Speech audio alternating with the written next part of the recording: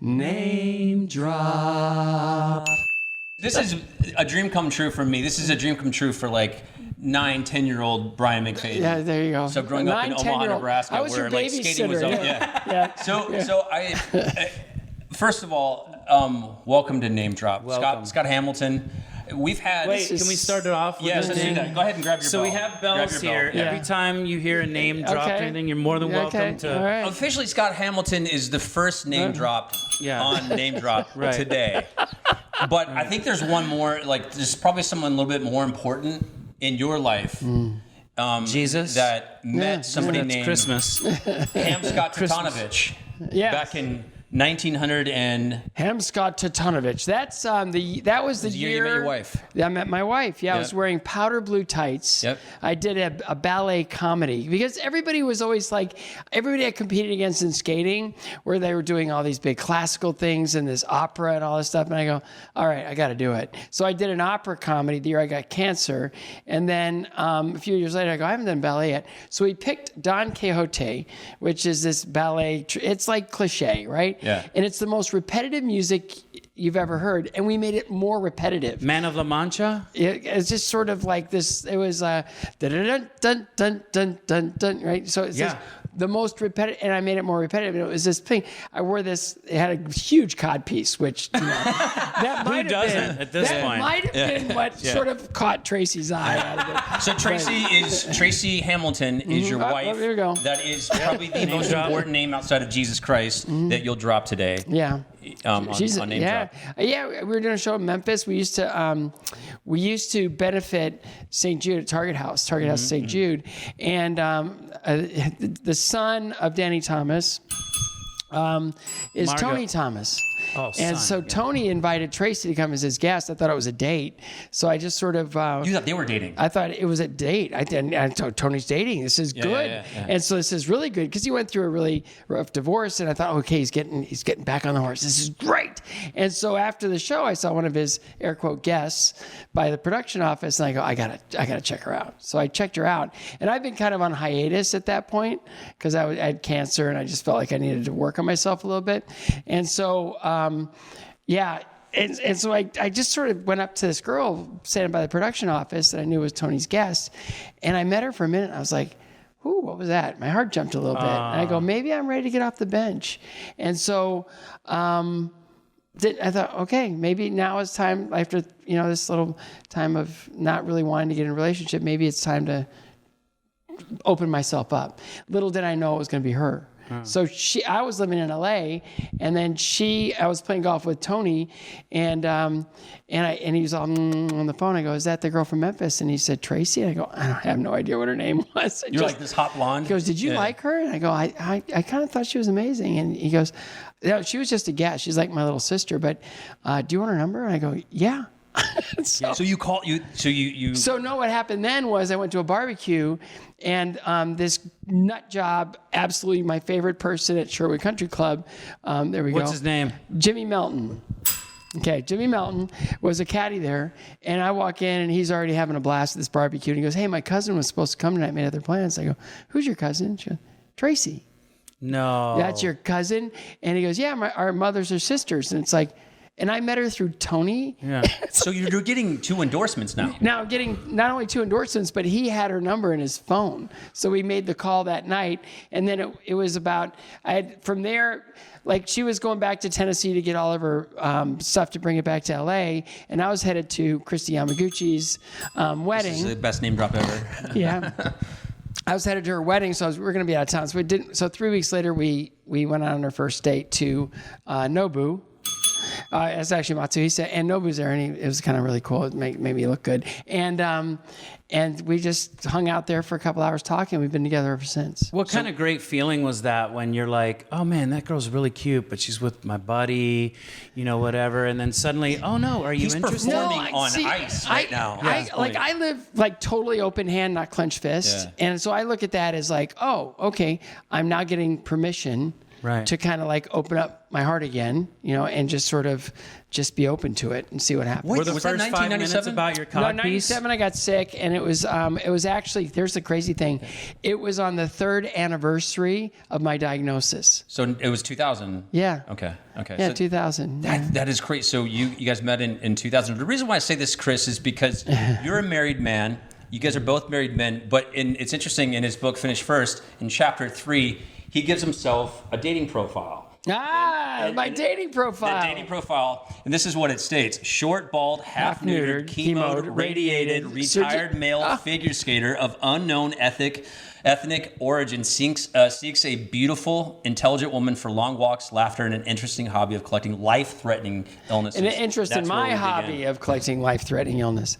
So yeah, it's like, that short, bald, half-neutered, chemoed, radiated, surgically repaired retired male figure skater. It's like, that's just like, who wouldn't want that? But not one mention of the cod piece. That's what I would have thrown that in there. You don't immediately. even need to bring it up, honestly. You can see it from space. One of the 7 wonders of the world. Now 8. Scott Hamilton's cod piece. But you won your our first Olympic gold medalist. Oh, wow. There we go. 1984, Sarajevo, Yugoslavia, the former Yugoslavia. Yeah, that was crazy. And you're the first 4-time world champion that we've had on the show. Oh, there we go. There's 4-time. There we go. But it wasn't just 4-time, it was 4 in a row, which has never I happened. went undefeated for 4 years. Was it 17 in a row? 17 in a row. And what's really weird about that is I was always kind of last place guy. Like, I would come in last at nationals. Like, first time I came 9th out of 9. Second time I came 9th out of 10. Then I went up to junior level, figuring what's the worst thing that can happen. I was 7th out of 9. And then my mom said she was sick with cancer, and she was so happy about it that I just thought, okay, because you didn't say the C word back then, right? And but she was just not wanting us to be scared, and so that she said, we're broke, and so this will be your last year in skating. And I was a senior in high school, and I said, okay, I'm not really doing much in this sport anyway. Yeah. No one will miss me. If you're not playing hockey. Right. So, that year, my main coach retired, a new coach came in, and I ended up winning junior nationals. But she showed up at nationals, this big smile on her face, having just had her left breast removed and most of the inside of her left arm. And she was wearing a wig because her hair fell out with chemo. And she was joyful. And I was like, what are you on? It's like, these are serious drugs, obviously. And she goes, no, I have my arm in an arm brace because I don't want anybody running into me. It's so little tender. I go, and I love the wigs. She was really super positive and optimistic. And she was just happy. And she goes, well, you just skate. We'll talk when you're done. On her way to the Nationals that year, she met a couple in Chicago that wanted to sponsor my skating. So she knew, even though I was she was like your manager. I was last place guy, right, still. But you didn't think there was a sponsor, and she had a sponsor like up her sleeve, didn't tell me I won junior nationals, like as last place guy. So you went from 9th place to first place. Like basically 7th to 1st in that division. And then I had a second life in skating and call it the trifecta. I was 18. I'm now fully sponsored, and I got my first apartment. And of course, what do you do when you're 18 years old and you get your first apartment? But so when in your book, Finish First, you were talking about like how you become 18, you're now this mature adult, but are you really mature adult? No, 18. No, I was. Yeah. It's called the trifecta. Yeah. It's an absolute recipe for disaster. Yeah. I don't even know how I made it to nationals that year. I was unfocused. I was completely whack. I was out of shape, and that would be the last. I came in 9th.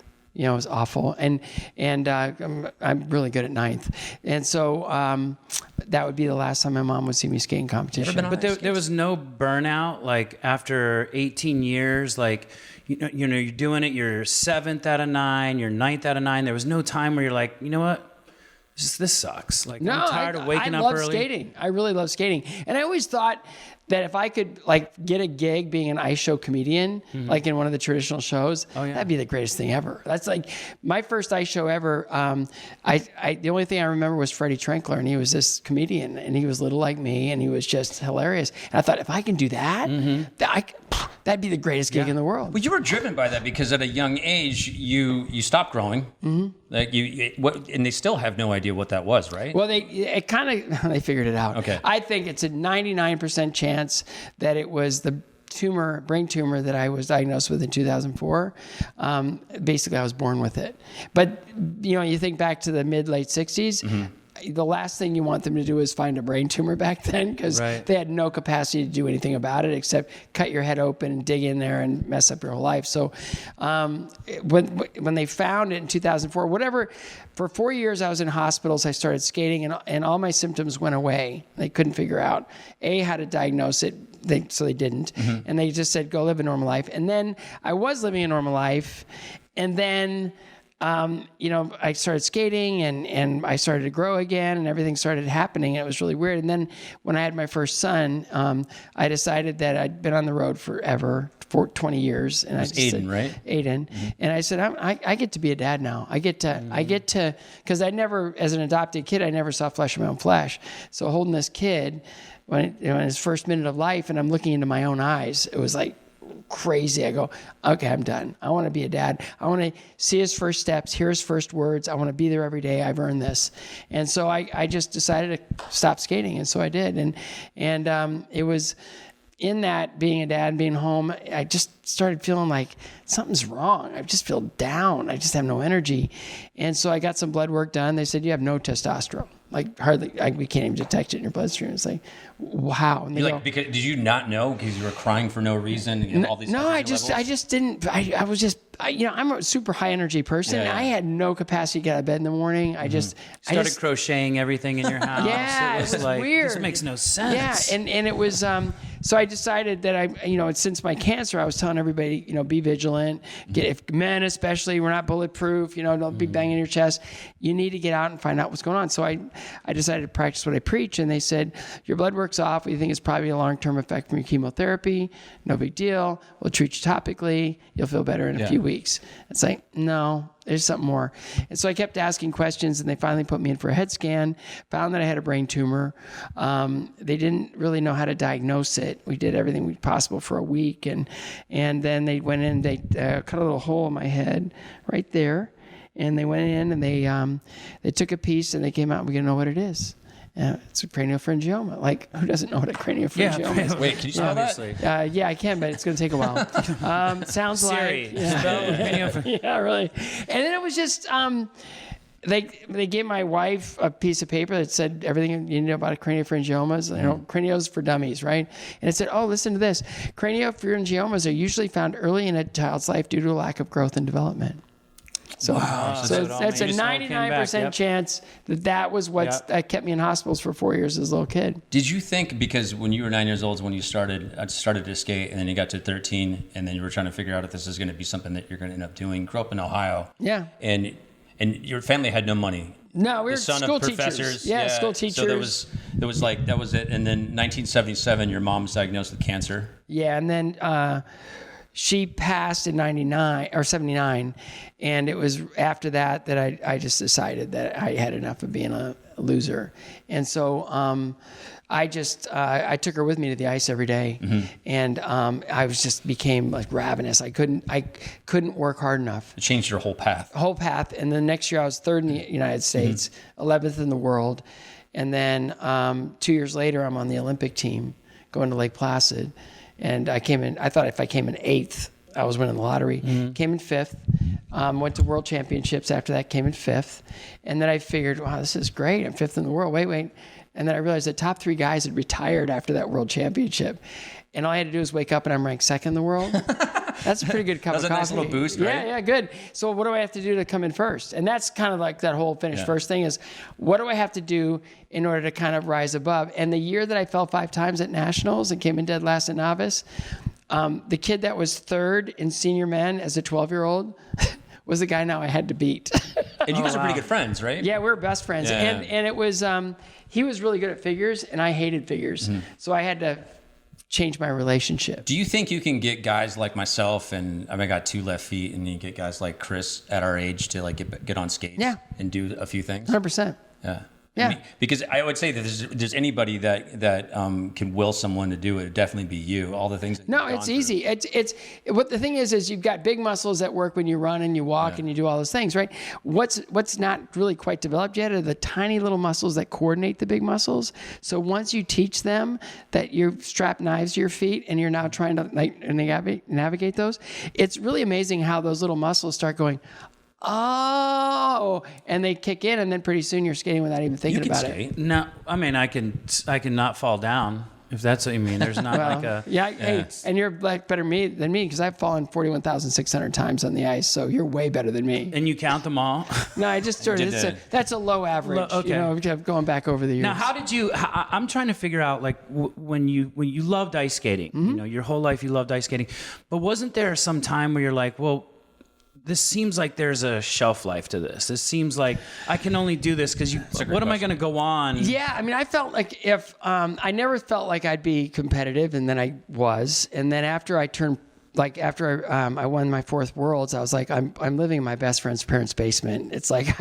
I have no money. I'm nothing. Were you really? It was no sponsorships, nothing. No, you couldn't because it was amateur. Oh, because amateur. That's right. And so I go, I got to get a job. So I joined the Ice Capades, and that was really fun. Yeah, it was really fun. It was just a big atmosphere of just, you know, lots of people and tons of girls on tour, a lot of really fun, you know, crew guys were great. Some of the cast members were awesome. And I learned how to do show skating on that tour. I learned about lighting. I learned about production. I learned about pretty much everything you need. It's like if you ever going to be an actor, you got to get your equity Stage card thing. craft, Yeah, you gotta learn. So you got to learn stage, like production design and like. So I kind of did that when I was in Ice Capades, and then I had 2-year gig with a 3rd-year option, and I never missed a show, never missed a press call. And the president of the Capades came to my last show on my 2nd year, and I'm thinking, here's my option year.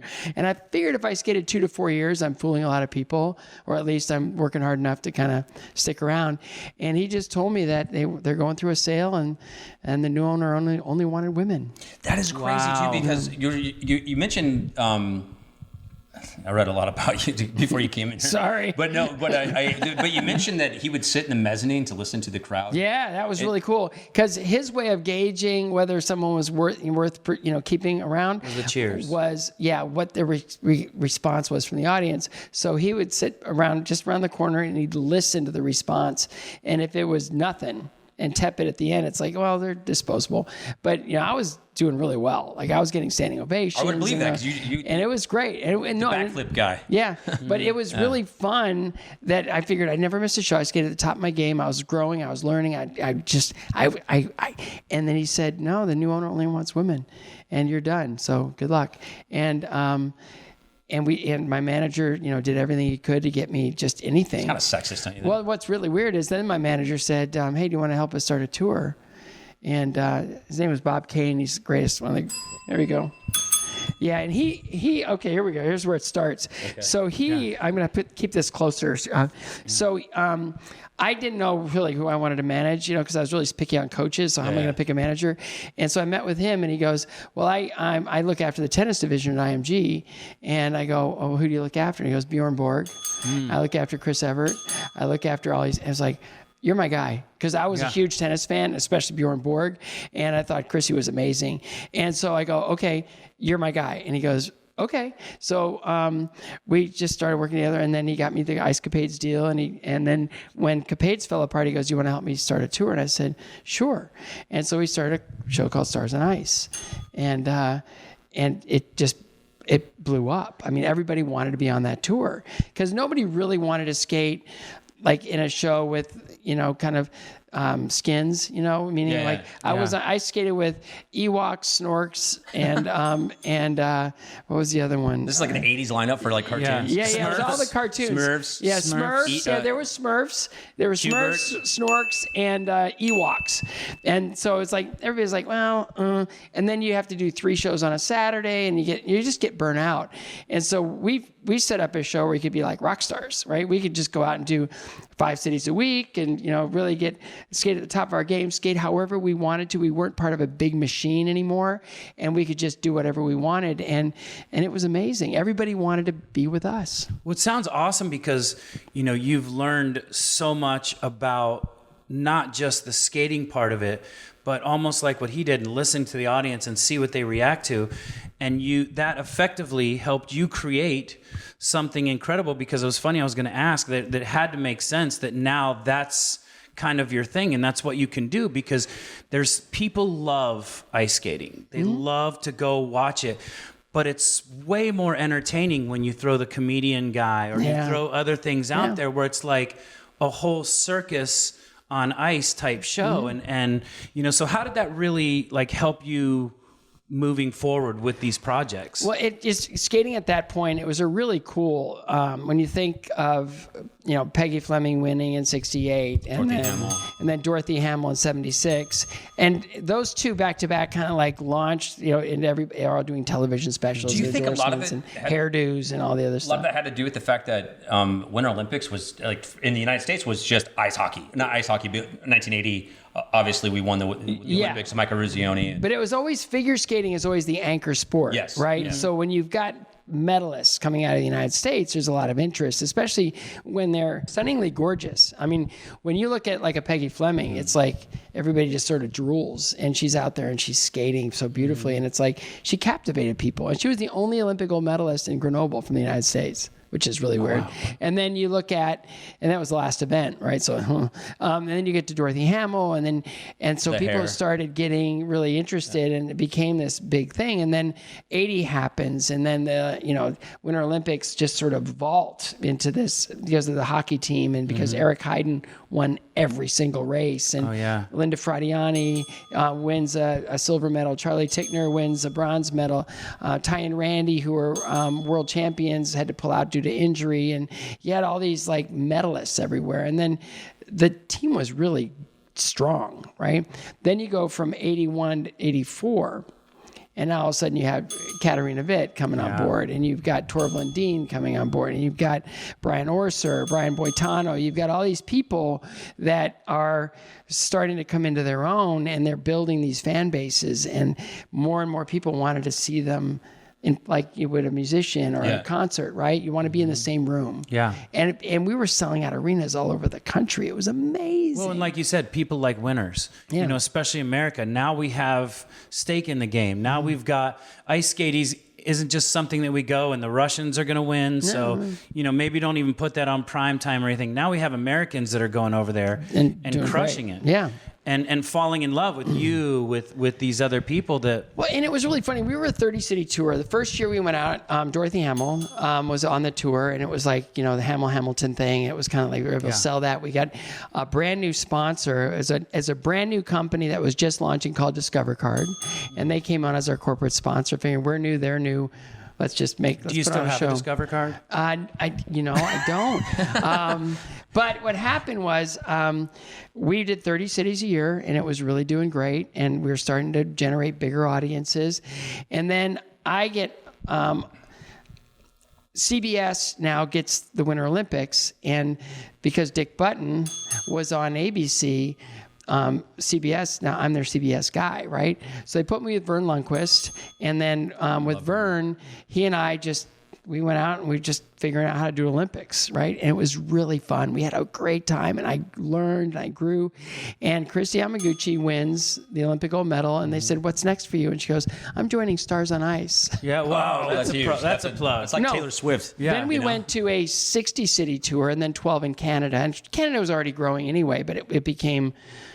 I mean, we couldn't sell enough tickets, and everybody, Paul Wiley, Kurt Browning, everybody, Torvald Dean, Katarina Witt, everybody wanted to be on tour with us, and we became this huge destination for people, and that was kind of like the epicenter of skating's greatest popularity since Sonia Henne, right? Mm-hmm. And it was because there were so many familiar names, and Gordy Grinkov, and all these amazing people from all over the world were joining Stars on Ice. I was just going to say that. So, you think about the Olympics, it's a one place where, it's just a mecca for everybody coming together as one, but you kind of continued that, not kind of, but you did. You continued that with Stars on Ice. And the thing is who'd want to be in my show, right? Because I was the founder, and it wasn't that. It was like, no, this is collaborative. And for the first 6 years, the skaters would all come together, and we'd all pitch our ideas, and we'd decide on whose ideas were the best, and that would be the show. And so it was really it wasn't quite a democracy because I got the last word. It was democracy till it got to you. But it was really great, the fact that I was a big fan of everybody, and I wanted everyone to win, and I wanted everybody to be at the top of their game, and I wanted everyone to be invested, and so it was really cool how they would come with really outrageous ideas that were just, going to push the envelope, and it was awesome. It kept growing because the skaters were so motivated because they weren't working for a big machine. They were working almost for themselves. Right. Michael Jordan, his nemesis was Isaiah Thomas. I don't know if you watched The Last Dance or anything like that, he wouldn't do the Olympics if Isaiah Thomas is on there. And he's like, "Oh, that wasn't me," But obviously we know, we saw it, especially if you were a big fan of basketball back then. Did you have anyone that you didn't want to come on Stars on Ice? Did you? I always I didn't want anyone coming on Stars on Ice for the gig. For the wrong reasons. Just because it's a gig. I wanted them to come on because it was an opportunity to take their skating to another level. Mm-hmm. And what I'd always tell the skaters, and it was really true, especially in my particular case, and for many others, is when you join a traditional show, right, you are a depreciating asset. Mm-hmm. You were. Mm-hmm. When you join Stars on Ice, there's a really good opportunity where you could be an appreciating asset. We're meaning that once you're in and you're part of the crew, and you really start showing your stuff and you become a vital entity to the show, you're probably going to make more money next year than you did this last year, and you could grow your career that way. With other shows, you have a shelf life, and then you're because it's very corporate. This was more of an opportunity to really grow your career, and my heroes weren't skaters necessarily, like my skater, like if I could just have the blue collar work ethic of Bruce Springsteen, right? Mm. If I could just have the joy of craft and that showmanship of Neil Diamond, if I could just have that bravery and that honesty and integrity of Robert Plant, then that's the way to build a career, right? And so that's kind of what I wanted to do with my skating. You wanted to be a rock star. I wanted to be a rock star. And so in our own little tiny way, we kind of were. And it was fun. It was really fun. And it was hard, but it was fun. Whoops. I just dropped my bell. Tanya Harding made the list. You're the first one to do that. Yeah. Tanya Harding made the list. She wasn't it was yeah, we'd love to have her. No, because I saw, I don't, whoops, I keep dropping the Don't purple be nervous. bell. The purple bell. We have I'm many leave bells. It back here because my leg's too small now. But, it's like with Tanya, she really had a rough go. And a lot of it was self-inflicted. Like, we can look back at the toughest parts of our lives, and if we don't take ownership of it, then we're not really looking in the mirror, right? Yeah. So, I saw a lot with her that, she, over the years, she didn't really show a lot of gratitude for the people that were behind her. Like the woman that sponsored her for a few years, and there was just never any acknowledgement or any gratitude. So, that was not probably the best investment, right, for my sponsor, who was just trying to build human beings. She really wanted that gift to be looked upon as an investment where that gift now gets multiplied. Right? Where, so in my case, my parents are both school teachers. I grew up in Northwestern Ohio. There was never an Olympic path for me. But thanks to Helen and Frank McLaren, I was able to continue skating. And for her, it was like she was investing in me for me to reach my potential, so that investment would mean something long term. And so I look at her as sort of a role model of, that's why I do the work I do in cancer, to honor my mom, but it's like entrepreneurial. And why did I do that? And how do I do this? And how do, Kurt Browning, when I retired from Stars on Ice, he and I, it's more than friends, more than brothers, just sort of there's something about he and I that we're so much alike, right? The way we approach our skating, and he just, all he said, that I decided to, last tour was, thanks for the Porsche. No, because it was because everybody elevates, right? When you build something really strong and really cool, it draws more and more people to it because they see the spirit. So getting back to that other question, it's who doesn't belong on the tour is those that would look at it as sort of a means to, if it's only a gig, if it's only a check, if it's just checking a box of like, well, I want to skate, but where am I going to skate? No, if you want to join Stars on Ice, you're going to be around what I call my family. You're going to try to find a way to take your skating next level every year, next level. Now, did you ever have any time where it was like the Spider-Man, with great power comes great responsibility, where you felt, look, I've made it through all this stuff in skating and stuff. There's some point where I feel like, with the Tanyas or with people that you could see were lost, or you could see that, sure, if they were treating people the wrong way, that you needed to step in and be like, hey, listen, this is what we have. I've been in your shoes. I know going forward, you may be thinking this way, but you kind of have to pivot. Yeah. And well, there was one skater in particular. I'm not gonna. This is one name. I'm not gonna drop. Won't drop. Yeah. And it's like, your career is pretty much. It's gotten so into this one repetitive thing that we really feel like we can resurrect your career because you're so gifted and so talented. Come join us, trust us, and we're gonna invest in you. We're gonna bring you up. We're gonna, really just, try to give you an opportunity to take your skating where it always should have gone and where it got stuck in a cliche. Right? But what did Nancy Kerrigan say? No, it wasn't Nancy. No, but it was one of those things that's like, thank you so much for this opportunity. Oh yeah, showed up with the same number that they were doing for years, same costume, same everything. It's like, I realized in that moment, it's like, we can't help. There's nothing we can do. Yeah, there's nothing we can do. Scandal, does it hurt the sport or does it care? Because you guys did such a great job. We're talking about the Peggies, the Dorothys, the Scotts, Brian, but the Bryans. Mm-hmm. You did such a great job of building up this sport. And then when the scandal happened in '94, was that something that destroyed the sport? Think it was the short program was funny because I had this really super complicated on camera that was a one take on camera, and it was super complicated, and it was all to video, and my brain is just not. I'm not the smartest guy in the room. So, and I'm also not a television guy, right? So I had to figure out how to be a television guy. So we get through this whole really complicated on the short program night when it was a circus. I mean, that event, the Tanya Nancy thing, that event, it changed media forever.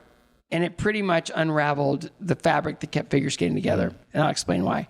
So everything was a circus, more about ratings, more about this. And Vern and I decided that we were going to treat it as a competition. We're going to cover the skaters because they've all worked so hard to be there. They need to be honored. So we're going to do that. So I had this really complicated on camera. I did it. And I'm telling you, how when you're so nervous, you can feel your temples pulse, and your arms, you start to feel the sweat coming out. It was one of those. And I got through it. And I was like, oh, that was my Olympics. And the next morning we go back to watch practice for the long program. And our producer comes out and he's like whistling a happy tune. And I go, what's going on? He goes, here's our rating. Here's our share. And I go, I don't care. It's like, what does that mean? And he goes, well, let me break it down for you. Last night's short program was the 4th most watched television program in the history of television. Wow. And I'm like, you made it through, though. He goes, do you want to go back and do that on camera again? I go, no. Yeah. And so it was like that. But what happened was the leadership decided that now that they had this windfall of ratings and all this, they were going to use those ratings to negotiate new television deals. And they did, of which those television deals had no capacity to ever be. You couldn't remunerate those, right? You couldn't ever justify that level of money coming into a championship because there's not going to be that many eyeballs on the sport every year like there was in that Olympics. And so it was sort of a poison pill. Like by the end of those 10-year, it was $100 million for 10 years for these rights, the World Championships, and another $100 million for 10 years for the U.S. Figure Skating Championships. I'll give you a guess. At the end of those 10 years, what did they renew at? Like if they were going to renew their television contract, where did they renew? By the way, I just wanted to disagree with you real quick in one capacity. You are definitely the smartest person in the room. Because you're with no, but we're not. What he's trying to say is we're not members of Mensa, but we're willing to learn. Yeah, but it's just a guess. Like, what would you think they'd renew at? Probably in the middle, right? Would you say, or was it 0? They went from 100 million to 0. It was a time buy. They had to go to a time buy because it was such a bad investment for the networks that, and not only that, but some of the money that came in was used to keep skaters from ever turning professional. And so because nobody was really turning professional because they were making a lot of money now as competing, the Stars and Ice atrophied. All the shows, one of the big shows, Champions on Ice, absolutely just went away. And so it was in that wanting to control the entire sport, they didn't know that there was a delicate balance of professional and amateur skating. You're an amateur skater, you go out, you win, you're at the top of your game, and you go into the professionals with nothing. You've got to make it work. So you're going to turn into a marketing machine. You're going to be out there, you're going to be selling. And that's kind of what generated all that attention back into the sport. Because, yeah, you watch Peggy Fleming for 4 minutes at an Olympic champion in 1968, but then for the next, 20 years, you're watching her, skate on the Holiday on Ice and on television specials and on commercials. That's it. And so when that no longer exists, the entire industry just crashed. Wow. So it never became a moment where you would have to skate out and go, when I'm skating, I love to eat Doritos. Well, Doritos are great Cool Ranch for skating. That's an opportunity there. So you probably every Olympics, you probably, especially at the Winter Olympics, you always get approached by, okay, let me ask you this. Cornflakes, Wheaties, gold medal. Which of those three would you do again? Oh, medal. I mean, after the Olympics, I was offered a major endorsement for little money, but it was credibility. Like, that if you get an endorsement, it's not just however you get paid for the endorsement. Whatever that could lead to. Yeah, and it's Q rating and all the other stuff. So I was given it was an A-list company, gave me a sort of a little bump. But it would be an endorsement. Don't talk about Arby's, though. But if I were to accept that, I couldn't do my 4th World Championship. So because at the time it was still between the Olympics and the Worlds. It's changed now. That's changed totally now. Changed now. Just like even in college sports. But how great of a feeling was that to be on the cover of Wheaties? Well, I wasn't actually. You weren't. Was it a team thing? Here's the thing with male figure skating back then. It didn't really exist. I mean, there were great champions, but they'd always go minimum wage to the ice shows. I didn't. Because I had those 4-year run up, and there was a lot more interest in me.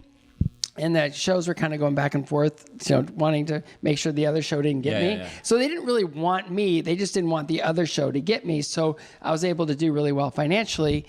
And it was really ironic that in all of that, they let me go because I wasn't a woman.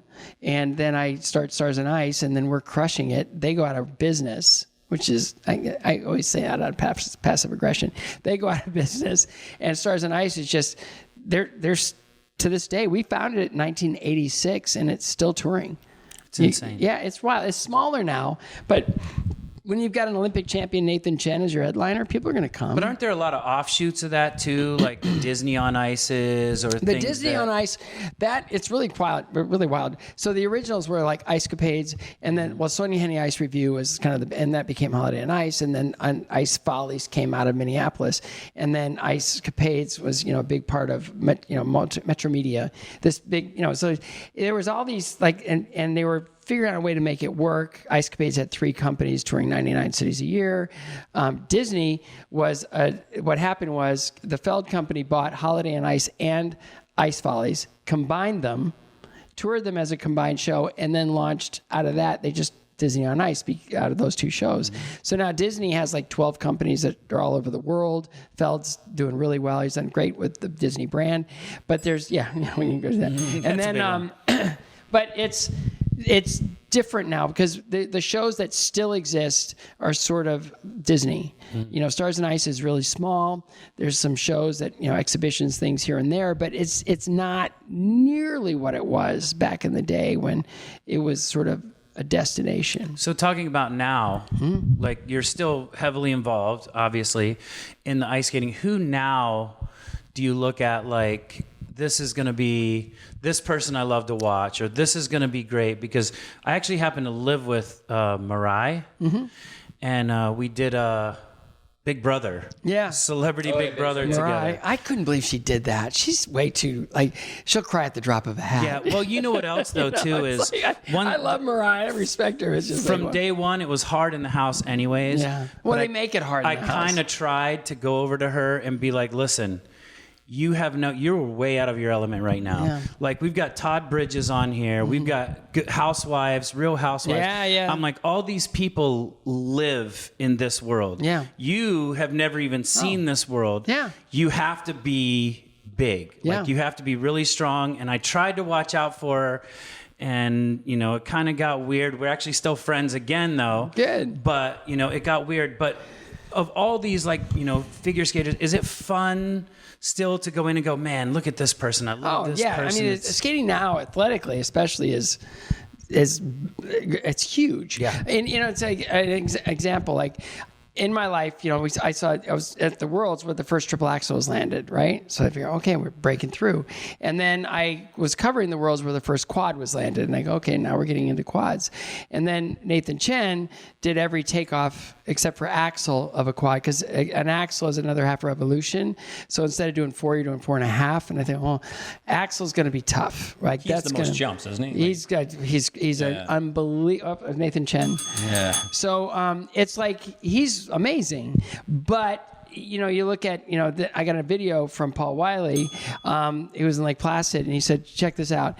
And it was this guy named Ilya Malinin, who's an American champion, and to show the opening of his program, I recognized the building being the field house at Lake Placid.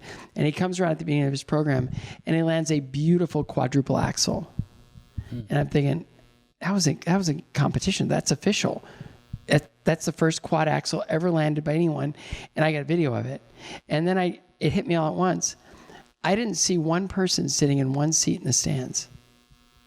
Everyone was up. It broke my heart. No, nobody was there. No one was there. Wait, no one was there to see it. No one was there. Only there was judges, but that was it. No one was there. And it was like, wow. For a moment like that to happen in a cave, it just broke my heart. Now, is that kind of where skating's going, though? Like, It feels can like see... it in a way, but... Do we need another storyline? Yeah. No, what we need is I just think there's something where if you have enough of these great champions that just decide to create something that the public is looking for now. Right. Like, and I told the producer of Stars and Ice, you want to see like a Trans-Siberian Orchestra, some kind of ice show would be amazing. I mean, you have that big production, you have pyro, you've got, all the big production elements, and then you put skating around it like a Cirque type of thing, big production skating. And people are trying to do it, but it's going to take that combination of star power and production level to really make it work. Maybe if they did like a TikTok during it or something. Well, do you think the popularity of the sport was so big back then because we had 3 networks? Yeah, it was much more appointment television back then, and I do think that the Olympics back then is like, I can't wait. I gotta get home. I gotta watch it. Now it's on 24 hours a day on 5 different networks to monetize the $1 billion television rights fee, and in that it waters it down quite a bit, and it's really the more something's out there, the less people value it. You think, like in 1980, the 1980 Olympics, I mean, a lot of it wasn't televised. I mean, you mentioned Michael Ruzioni in your book. And I mean, the captain of the U.S. Hockey team, we didn't get to see that live. Yeah. We had to watch that on tape. Yeah. Do you think everything changed in 1984 because they realized that? Somewhat, but we were in Yugoslavia, and so everything was tape delayed there as well. They tape it live to tape, and then they edit it, and then they feed it up in segments to the satellite, and then they show it. And it's by 5 a.m. in Yugoslavia, usually it's the end of the telecast in New York. So it's kind of that, So it's still tape delayed. Now they've done it where we were in Pyeongchang for the Olympics. And they had all the figure skating events start at 9 a.m. So they'd be live to the United States. Oh, wow. Isn't that crazy? So that's that golden rule. Who has the gold makes the rules. Yeah. And they decided figure skating had to be from 9 to... But is that also because we have a lot of the athletes there, or a lot of the ones that they're... It's all about rights fees. It's all about... There's a guy named Peter Diamond, who's the guy that does all of the scheduling for the Olympics. And he's done it for long enough to say, hey, we're putting in the most money here. We should have a lot more authority on when events happen so we can monetize them back. And we need to have figure skating live on our TVs. How does that affect like the skaters? Like, is it different if you know that the competition's at 8:00 in the morning compared to 8:00 at night? Absolutely, you prepare.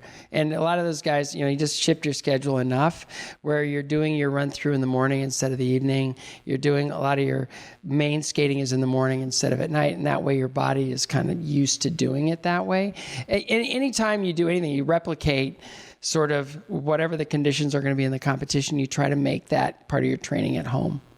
Who do you think over the years of skating, who do you think that never got the recognition that they deserved? Like who was there that you were always like, man, this person is so great, but they just never made it on that big stage, or the wrong thing would happen? That's a really, really good question. It's hard to say because in kind of all my years, everybody had a destination, right, where they would kind of do things. I look at I think somebody that kind of, it was tragic. She won a silver medal in 1980, but I think if she would have been a gold medalist, her life would have been much different. Was Linda Fradiani.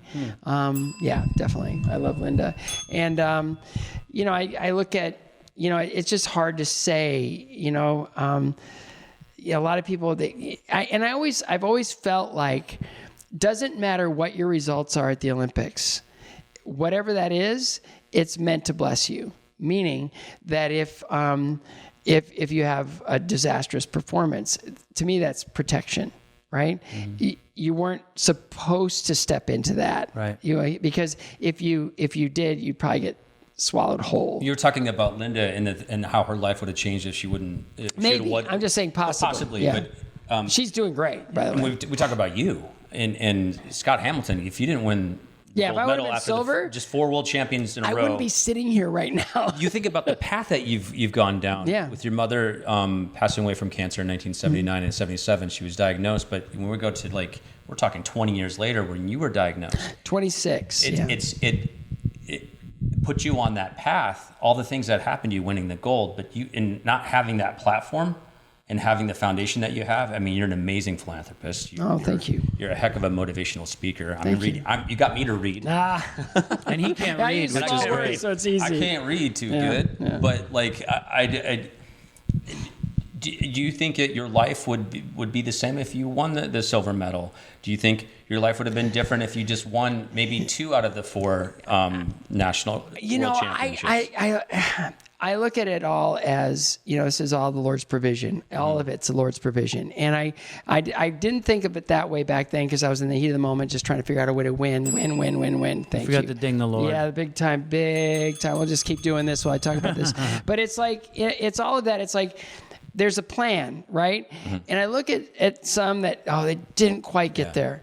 One that's really a great example of that is my dear friend Brian Orser.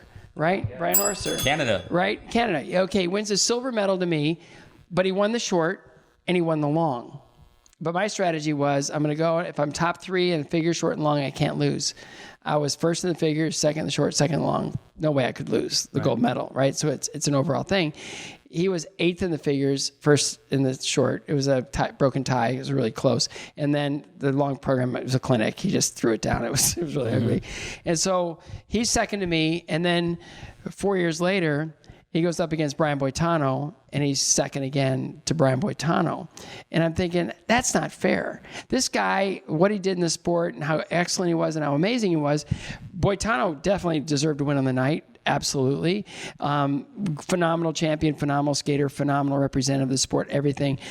But what's really wild is Orser, great show skater, toured a long time, helped build Stars and Ice in Canada, went into coaching just to sort of help out Toronto Cricket, Curling, and Skating Club. And he has 3 Olympic gold medals as a coach. Wow.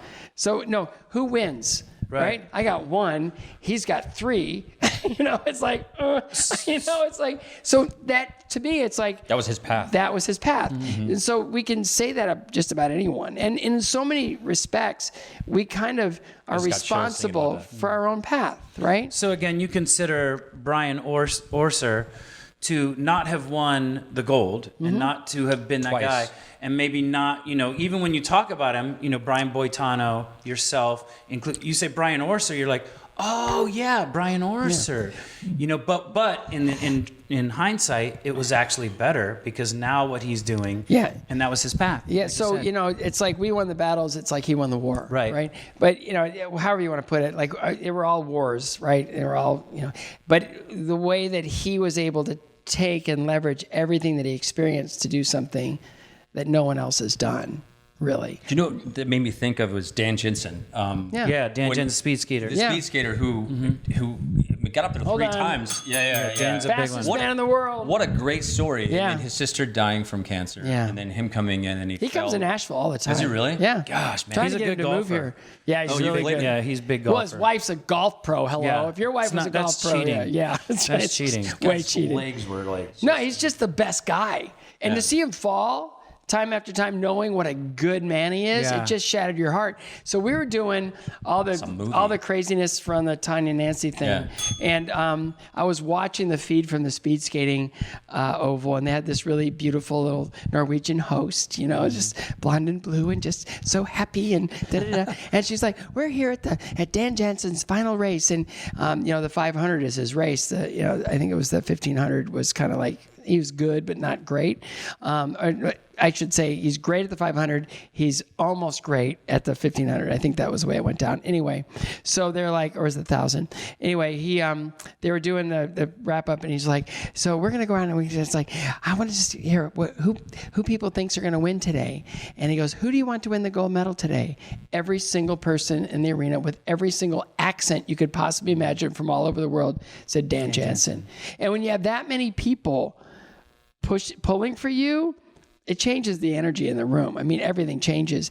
And he ended up winning the gold medal in his very last race, where he could have won 6, right? But it was his last race, which makes that like a greater story, right? It was 88 and then 92, 94. Is that what it was? Yeah, gosh. I remember thinking about, we're all going, I don't want to watch. I don't want to see It's the same with Lindsay Jacobellis, same thing, right? Hot dogging it the first year, does the big move, wipes out, doesn't, it's like, and then the next 2 Olympics, just it isn't there for her. And then now she's like 30 years old. And it's like the maturity, the experience, and everything else. She wins 2 Olympic gold medals. So it's now, like do they put on an amazing charity event every year like yourself does? Do they have the ability to do that? See, I've got a great team and I live in a great town, and it's a long-term equity. I've done 28 of those shows, and to work with the people that I've been able to work with. Did you do more than one a year then? No, 28 years? 28, no, it's I did 28. So there were a couple years where I did one in Cleveland and one in Knoxville. Ah, gotcha. How did you go from, you live in Ohio. Did you live in Denver or Colorado? I've been in Denver for 23 years. 23 years, wow. So how did you end up in Nashville? What was why the change? So what happened was, when I got cancer, I just decided, something in me just said, I gotta move. I gotta. So I loaded up my car and I just started driving. I did a speech in Colorado Springs. I was living in Denver. And then I said, I've never been to New Mexico. I'm just going to drive down there and see what happens. And so I drove to New Mexico, and I go, well, this is beige. It's beautiful, but it's like, all right. Okay, it's like a lot of terracotta. It's kind of like that, in Vacation, where they go to the Grand Canyon, they go, okay, back in the car. Take the picture. It was kind of, So I got back in the car and I was driving. I go, I'll go to Tucson. I got a friend there who runs La Paloma Resort. So maybe I can, get a good deal there and hang out there for a while until I figure out next steps. On my way into Tucson, I swerved to avoid an animal on the road, and I spun out into it was right in the middle of the day. I spun out into this chain link fence, and not chain link, it was a barbed wire fence. And I just totally destroyed the whole car. I was able to limp into Tucson, and I said, well, I just need what can I get the car fixed? And they said, no, it's totaled. And I go, okay, well, can I give you the insurance money in the car and we can find something to replace it? And they go, yeah, what do you want? I told them what I wanted. And I go, we'll call you when we find it. So it was about a week or so later, I get a call. They said, we found your car. And I go, where is it? And they go, well, we're going to flatbed it over from Los Angeles. And I go, how much is that going to cost? And they said, about $1,000. And I said, how much is a Southwest airline plane ticket to Los Angeles? And they said, $50. And I go, I think I'm going to do that. So I ended up by accident in LA. Yeah. And so I'm living in LA.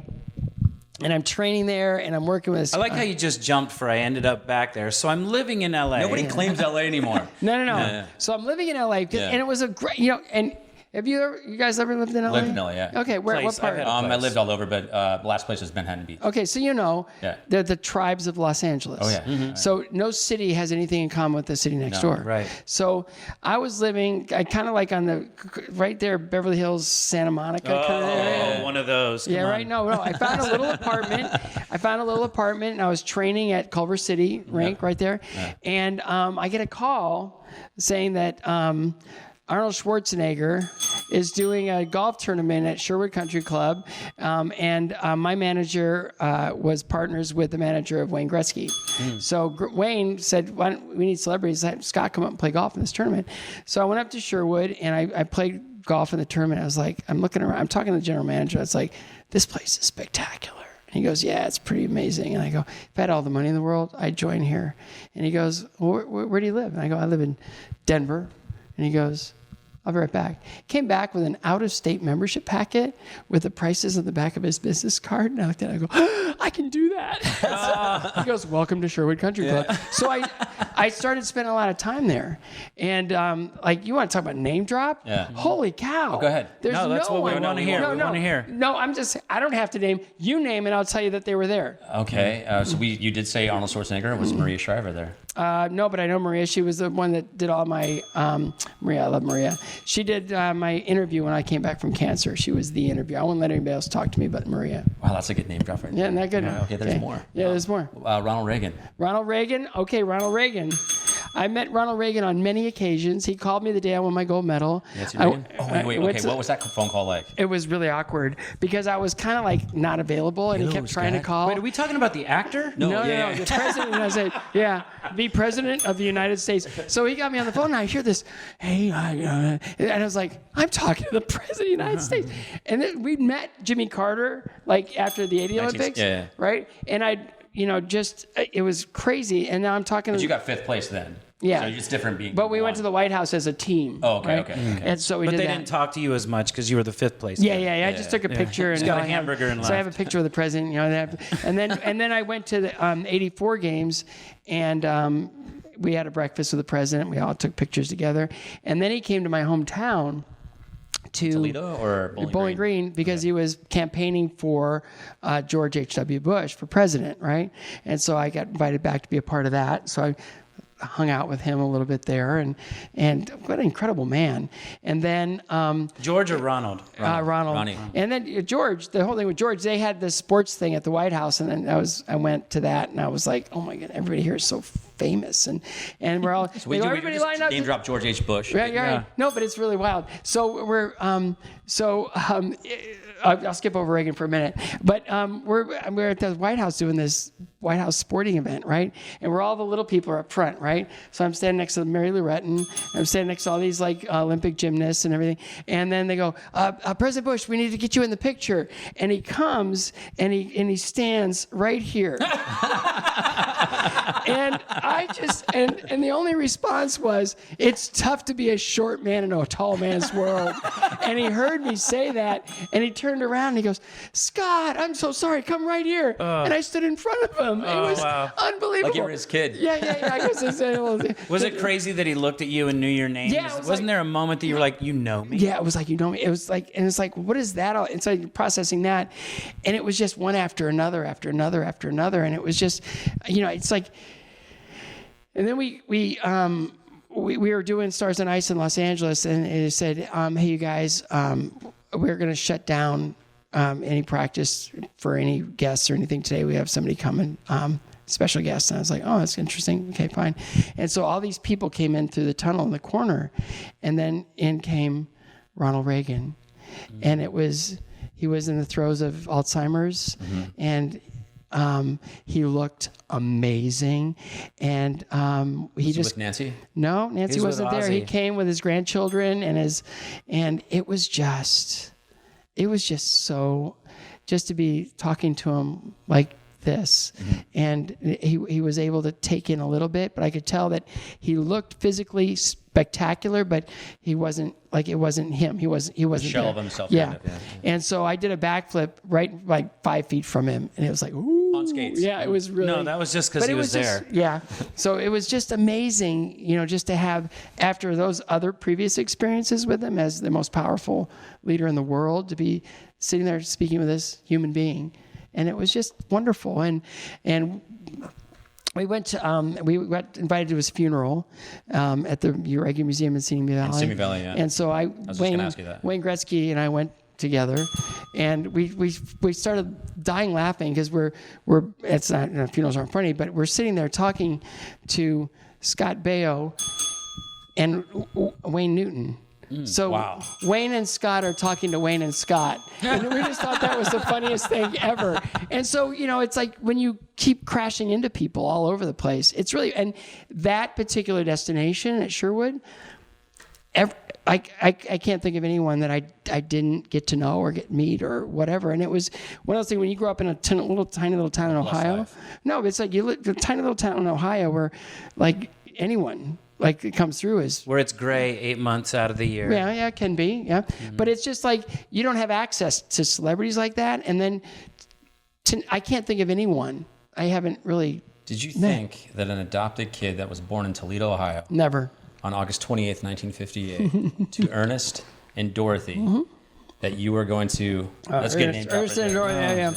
I mean, talk about that gift. you become a household name. No. Not only just in American figure skating, To where the president, but president sees you. one of the greatest athletes of all time. It's just bizarre. It's really weird. It's just, because it's like I can step aside because, I'm with me all day. It's like, yeah.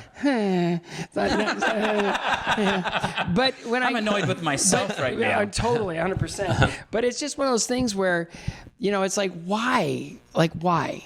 And when I was training all those years, it was, and just go back, like, when we do these shows in Vail, Colorado, President Ford would come every year, right? Gerald Ford. He's from Nebraska. Yeah. My home state. Yeah. Actually, Michigan. Well, he was born in Omaha. Ah, there you go. Look at that. He takes anything he can Omaha, get. we love Omaha.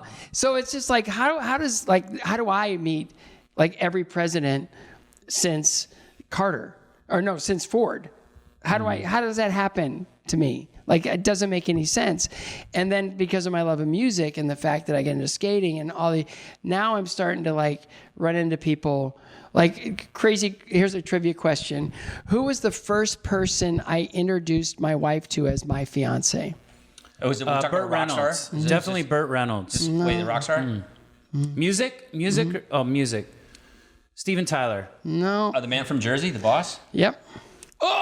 Wait, are you serious? Bruce Springsteen. Bruce Springsteen. Yeah, we went. Not The just day, cheated. Wait, You cheated. No, I didn't. That was not in the book. The That's day, another book, the but not day this one. after I proposed marriage to Tracy, we were flying back to Denver, and there was a Springsteen concert that night. So we went, and we had, because all our crew and everything, and I'd met Bruce on a few occasions, and so we're kind of off to the side, and they had all the fans were back there, and it was his birthday, and he was tired, and it was altitude, and he's kind of walking through the tunnel, and he's waving at everybody, and we're standing over way off to the side, and then he looks up and he sees me and he walks right over to us, and it's like, oh, and I go, hey, congratulations, happy birthday. And he goes, thanks, man. He goes, great show. He goes, thanks. I go, that's my fiance. You're the first person I'm introducing Tracy to as my fiance. Wow. He said, congratulations, that's so great. And I'm just thinking, how in the world is this happening? But it's all that, right? Yeah. His mom used to come to the show all the time. She loved figure skating. So Were you afraid though when he started like going that this is now your fiance and he starts singing Born to Run? Is that a sign? Like, that would have been a really good sign, but I'm glad I didn't. Wait, but, who did you introduce to your fiance for the first time? Famous or yeah. just famous person? I don't know. I probably couldn't tell you. I don't have Isn't a that great wild? story like It's that. just- but those are like weird stories, right? And That's what this show's about, though. That's what we want to hear. That's what's great, right? So then on my 50th birthday, which is really wild, 50th birthday, my wife decides to throw a surprise party for me, right? Where was it? It was, they wouldn't tell me. So she was working. In LA or here? Well, I was living here. Okay. So she and Brad and Kim Paisley were all planning my 50th birthday, right? which is the greatest gift ever. I love wrote a Brad. book with him. Brad and Kim. Yeah, we I'll have to did. get to Yeah, that. he did the children's book with me. I love Brad and I love Kim. They're just amazing people. Anyway, they were doing this 50th birthday thing. So to throw me off, Brad met me for coffee to say, the girls have gone crazy. They've hijacked this thing. We're going to go to this spa somewhere in Chicago. It's not going to be any fun. I just want to let you know. And it's like, I don't care where we go. It'll be fun no matter what. So we get in his plane, right? Can we ding his plane? Ding I think his that's plane. a name drop. And we start flying. We go, where are we going? He goes, we're going to Chicago. I told you we're going to Chicago. So we're in the plane for a while. It's like, we passed Chicago, and the sun's on the wrong side of the plane for this. And he goes, okay, we're shutting all the things down. And we're in the plane for about 3 hours, and we landed. And I figured we got to be maybe Colorado, maybe Vail, maybe Sun Valley, something like that. And so they blindfold me. They walk me out. They put me in this car. They drive me around. It's like bumpy. It's all this stuff. The air was really hot and dry. Des Moines? It was hot, and I go, where are we? And so we pull up to this. We get out, and I pull the blindfold off, and I hear this surprise, and it's like, it's a surprise party. Oh my goodness. And I pull, and the blindfold was so tight in my eyes, it took me a while to clear, but I saw every single person that had like something to do with my life.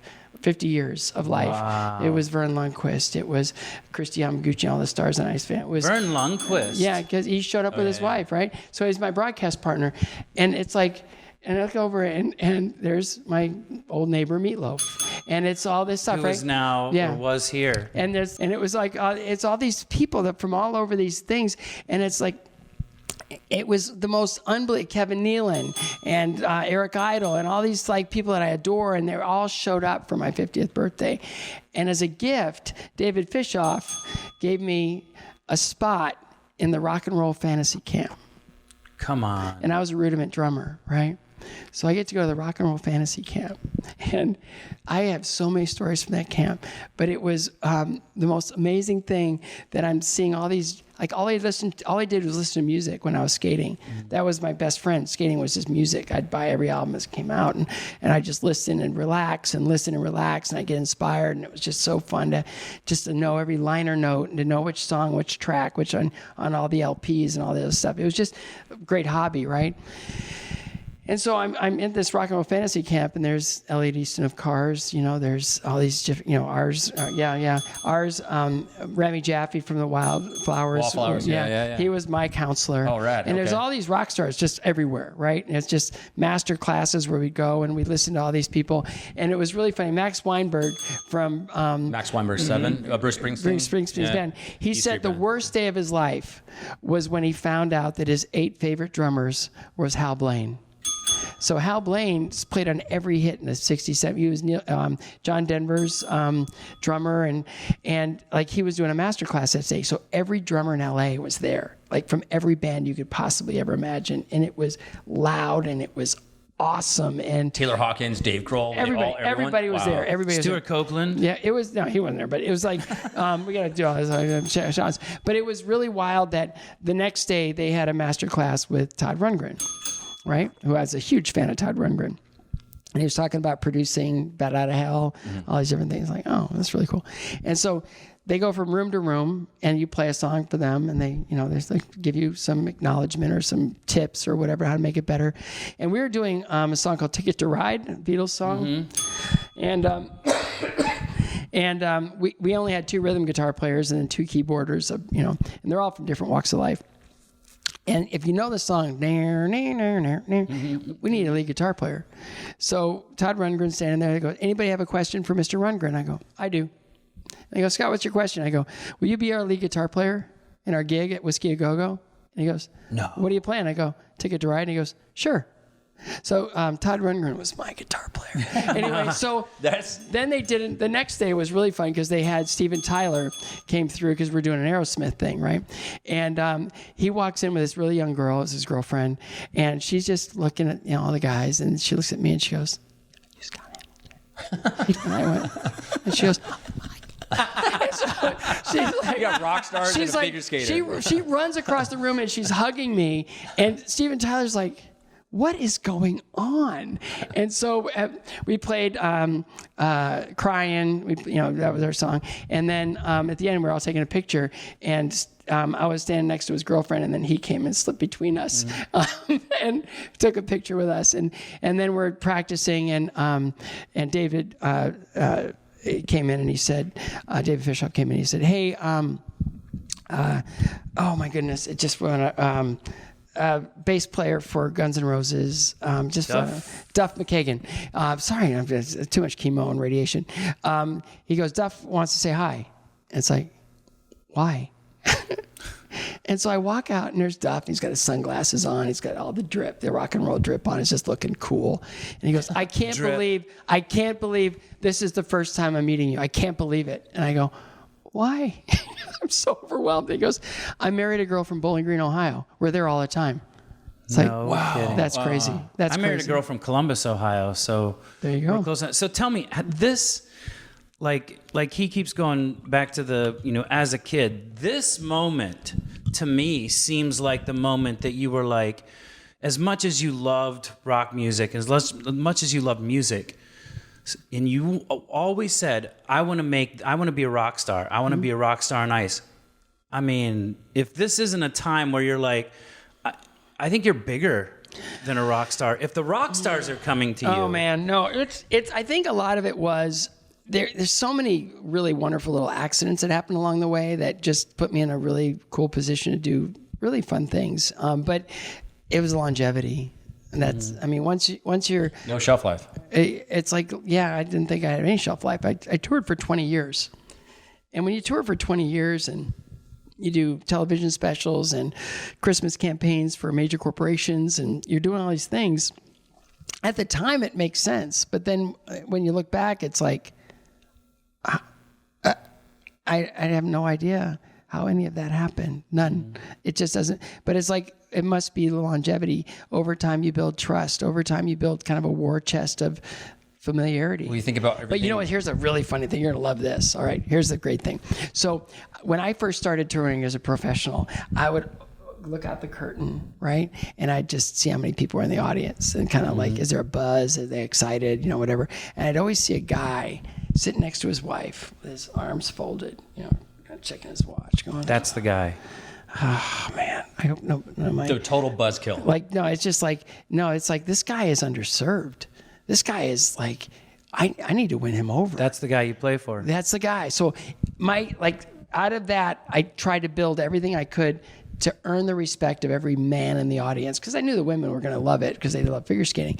And so if I can get those guys on their feet, I can skate for as long as I want. This sounds eerily familiar. Yeah. For some reason, there seems like a correlation when, we're going out on stage and there's, thousands of screaming girls and stuff. And I did that. I knew the minute you started that's where you're going with that. That's who you're playing. Well, that's who you're trying to win over the most. The most. Because your fans are going to love you. Yeah. Mm-hmm. He won him over. I was like this. And like, but you're always like this. That's the awkward part. Same hat, same shirt, everything. Yeah, just you won me over. Reminiscing. So what happens now is I'll be at Nashville Airport and some guy will walk up to me and he goes, "Hey, you that skater?" And I go, "Yes, sir." And he goes, I'm not a skating fan. Yeah, right. My wife loves it. Do you mind if I go get my wife and introduce her to you? And I go, I'd love that. That'd be great. So this guy goes and gets his wife. He goes, "Honey, look who I found." And she looks at me and she goes, "Who's that?" How about, so the other guy's a fan. Win! Yeah, that's how awesome. If a guy comes up to you with a picture of you or something, or he goes, "Hey," or just anything, he goes, "Oh my God, Scott Hamilton, would you sign this?" I mean, this is actually for my sister. You're like, "Oh, what's your sister's name?" Ben. No, it's really but it's all how, it's the same reason, like when we like something, like whether it be music or the arts or anything else, it's really wild that when you meet someone that is familiar to you, or it's that whole name dropping thing, right? But it's like one of those things where if you're ever in a position where you can actually meet someone that you've enjoyed and interact with them and thank them, it's really kind of a cool thing, like a really cool thing. And it's like, of all my heroes, there's one I've got PTSD over, And he was the nicest man. I like the whole thing is there's the elevator bank and the elevators at the Cleveland Ritz-Carlton Hotel is where you'll meet rock stars like all the time. And met a lot of them there. I held the elevator one time, and it was Tom Hamilton and Joe Kramer from Aerosmith. Got in the elevator with me. It's like, oh hi. And then I got off the elevator one time. It was Tom Hanks was sitting in the lobby, and it's like So I got in the elevator one time, and I told you my 3 heroes, right? Springsteen, who I've gotten to know, Neil Diamond, who I've gotten to know. That's cool. And then I get in the elevator, and it's Robert Plant is in the elevator. Oh. And I go, you're Robert Plant. He goes, oh, yes, hi, it's nice to meet you. And I go, I'm Scott Hamilton. I've just been, and I blew it. Like, I couldn't stop talking. And I was saying all these things that were coming out of my mouth. I was like, who are you? What are you doing? It's like, this isn't who. I was so excited to meet him that I actually I'm starting to sweat a little bit just talking about it. And it was so uncomfortable, and I could tell that he was just trying to help me out, and he couldn't. He couldn't. He's the most lovely gentleman ever, and because of the way he approached his craft, it helped me approach my craft, in a way of being brave and not wanting to go back to the same stuff and all this stuff. And I blew it, and I walked out of there going, I can't believe that happened. That was terrible. I'm so sorry. I wish I could apologize to him. And then I'm in Whole Foods in Green Hills, right? And I'm walking over by the deli aisle where the cheeses are. Tommy Shaw. And no, Robert Plant is walking straight towards me, and I didn't make eye contact. I just kept No, you didn't say anything. No, I couldn't. No, I couldn't. Oh my God. I couldn't. Oh my God. No, because I blew it so bad the last time. But you had redemption. That was your redemption. No, I would have done the same thing again, and I just kept walking, and these 2 guys were standing over there, and they're like, they were just like, their mouths were open, their eyes were wide open, and I went over, I walked by him, I go, he just can't go anywhere. Don't you feel like that helps you though? Man. Because now I'm totally. If you see someone come up to you and they're just like speaking so gibberish, so sympathetic, and they're so like, oh my God, and they start saying things. Yeah. So what happened after that? I get in my car. This is 2 years after I threw up all over him in the elevator. Basically, I didn't literally, not physically, backed into him. So I passed him in Whole Foods, and I get in my car, and I'm like, whew, okay, and I call my wife, and all I said was, "You'll never guess what I just survived." Right? And she said, "You saw Robert Plant." And I go, "No, she knew." 2 years later, after the initial crime. And so I've always wanted to kind of figure out, and maybe this podcast, maybe if he hears it, he might just go. I was going to say he listens and watches. Yeah. Scott, I'm willing to forgive you for that, and I appreciate that you've enjoyed my craft all these years, and he's a lovely gentleman, but yeah, there's sometimes it just doesn't go. Isn't that well. one thing you love about Nashville, though? The fact that you can go out and, I always tell my wife, I'm like, it's funny here. We've been here 8-9 years now. And I'm like, the funny thing about being here is there's a saying by the people that live here. And they'll come up to me, they'll be like, hey, listen. But they always started off with, I know we're not supposed to do this. But because there's that cool aura of running into Robert Plant. We ran into Tommy Shaw at Costco. I love Tommy. He's done a couple of the shows at Bridgestone with me, and I love it. He did the Cleveland show with me, and I run into him at the airport. He's just the sweetest, kindest, most humble person you'll ever meet. Most approachable rock star I think I've ever known. I think I met the most approachable rock star. And that'll be Oh, because for sure. I would say this, like, out of all the people that we've had an opportunity to meet, and not to say anything against them, but I've been looking forward to this the most. Oh, we probably dropped the most names on this one. Isn't that fun? But it's coming full circle too, because you coming from Bowling Green, Ohio, and everything that you just did. If it wasn't for your success, you wouldn't have been able to build this path that you're on. You would have never met Tracy. If Ernest and Dorothy didn't raise this kid to be the man that you are today, you wouldn't have these foundations. You wouldn't be able to have done Stars on Ice. You wouldn't have been able to write the You wouldn't get to be the mayor, of Nashville. Everyone knows you and loves you, and it's been an absolute pleasure to have you on Name Drop. How can you sing? I can't. Okay. That's Even why better. I bring in really good singers. Even better, because we got a pitch pipe for you. Oh, nice.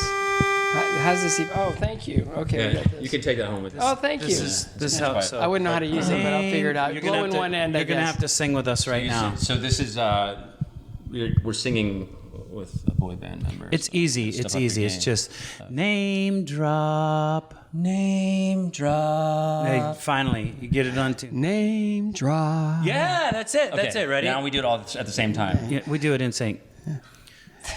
Now, who's going to count it down? Ready? 5, 6, 7, 8. 1, 2, 3. Name drop.